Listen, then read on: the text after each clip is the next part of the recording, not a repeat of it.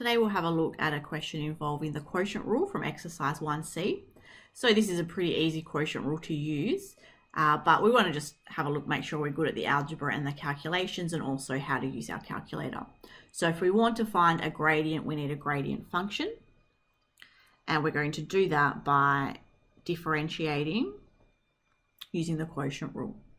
So we differentiate the v and the u. So we do v times u dash, or the top.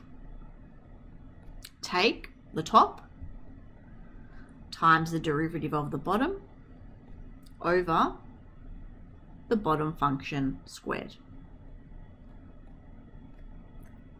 And we'll just leave it at that. We could simplify if we want to, but since we're substituting in a point, we can just get straight down to the calculation. So we just need the x value.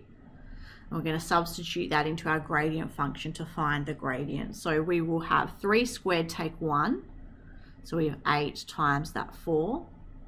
Then we have 4 times 3 and 2 times 3 over, and again 3 squared take 1, so 8 squared. And then calculating that, you end up with negative 5 on 8. And that's it. But let's take a look at also doing it on our calculator in case we had that handy. So we go to interactive, calculation, differentiation, and we want the derivative at a value. So first of all, we type in our function, so 4x divided by, and then in a bracket, x squared take 1.